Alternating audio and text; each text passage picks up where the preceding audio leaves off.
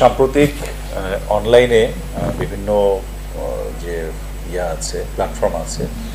Social media আছে, এর মাধ্যমে অ্যাকাউন্ট হ্যাক করে মানে অপরিচিত কোনো ব্যক্তির বা অজ্ঞাতনামা কোনো ব্যক্তির অ্যাকাউন্ট হ্যাক করে সেখানে বিভিন্ন সরকারি কর্মকর্তা, সেনাবাহিনীর বিভিন্ন লোগো, পুলিশের লোগো এইগুলো ব্যবহার করে মানুষকে ফোন করে এবং তাদেরকে ফোন করে বিভিন্ন কৌশলে মসজিদে টাকা লাগবে, এসি লাগবে, গরিব এতিম অসহায় ব্যক্তিকে সহায়তা করবে বা কোনো গরিব আত্মীয়কে টাকা পয়সা দিবে, এরকম বিভিন্ন ছলচাতুরি করে মানুষকে ফোন করে এবং ফোন করে পর অনেকেই বিশ্বাস করে সেক্ষেত্রে টাকা বিভিন্ন মাধ্যমে দেয়, বিকাশ, রকেট, উপায়, তারপরে হচ্ছে যে মোবাইল MSF যে মাধ্যমগুলো আছে ওইটার মাধ্যমে টাকাগুলো দেয় এবং তারা এই টাকাগুলো বিভিন্ন ব্যাংকের মাধ্যমে টাকাগুলো লেয়ার চেঞ্জ করে, এক ব্যাংক থেকে আরেক ব্যাংকে, এক অ্যাকাউন্ট থেকে আরেক অ্যাকাউন্টে করে সেই মানে টাকাগুলো ট্রান্সফার করে ফেলে এবং এক পর্যায়ে পরবর্তীতে সে টাকাগুলো ইনভেস্ট করে বিভিন্ন কাজ, বিভিন্ন জিনিসপত্র ক্রয় করে এর মধ্যে তারা থাকে।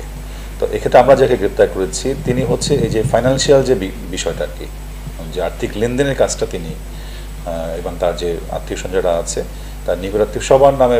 অ্যাকাউন্ট খুলে, ফেসবুক, এই বিকাশ অ্যাকাউন্ট, রকেট এগুলো অ্যাকাউন্ট খুলে এবং এজেন্ট অ্যাকাউন্ট খুলে,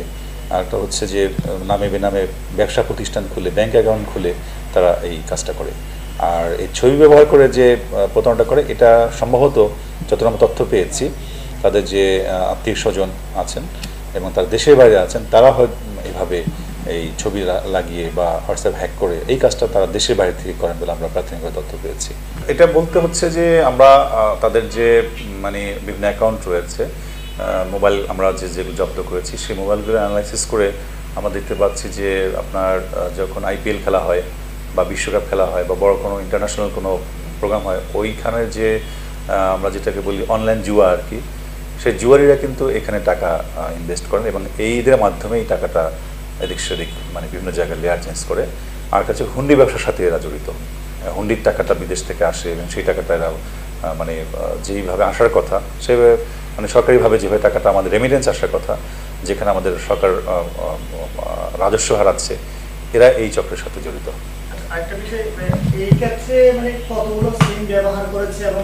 আমরা তাদের কাছে 6 মাসের তথ্য আমরা পেয়েছি। 6 মাসের মধ্যে আমরা প্রায়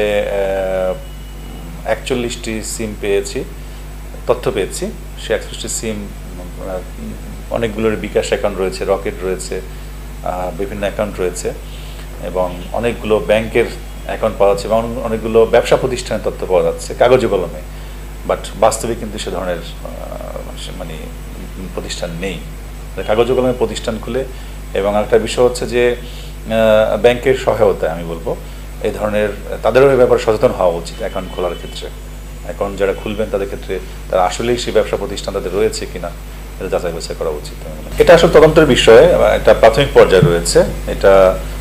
তদন্ত শেষ করে আমরা ব্যাংকের সম্পূর্ণ তথ্য যখন আমরা পাবো তখন অ্যানালাইসিস করে অ্যাকচুয়ালি বলা যাবে যে তাদের কীরকম ট্রানজ্যাকশন হয়েছে বা কী পরিমাণ তাদের আর্থিক লেনদেন হয়েছে।